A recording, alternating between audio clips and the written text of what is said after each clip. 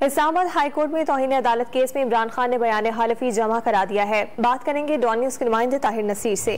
ताहिर बताएगा तफसीलात क्या है, इससे मुतालिक मजीद क्या कहा गया है बयान हालिफी में?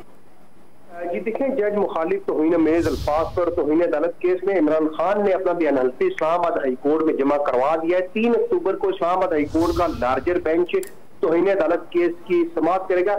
इमरान खान ने अपने बयान हल्फी में अदालत से गैर मशरूत माफी नहीं मांगी। इमरान खान ने बयान हल्फी में कहा कि गुज़िश्ता समाअत पर अदालत के सामने जो कहा इस पर मुकम्मल अमल करूंगा। अदालत इत्मीनान के लिए मजीद कुछ कहे तो इस हवाले से मजीद इकदाम करने को तैयार हो। इसके अलावा बयान हल्फी में यह भी कहा गया है कि दौरान समाअत एहसास हुआ कि 20 अगस्त को तकरीर में शायद रेड लाइन क्रॉस की। अगर जज को यह तासुर मिला कि रेड लाइन क्रॉस हुई है तो माफी मांगने को तैयार हो।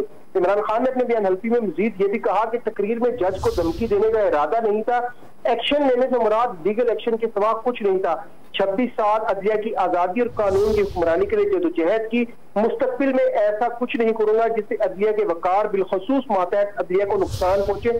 ताहम जो बयान हल्फी इस्लामाबाद हाई कोर्ट में जमा करवाया गया है इमरान खान की जानिब से, उस बयान हल्फी में भी इमरान खान ने अदालत से गैर मशरूत माफी नहीं मांगी। जी अपडेट्स के लिए शुक्रिया ताहिर।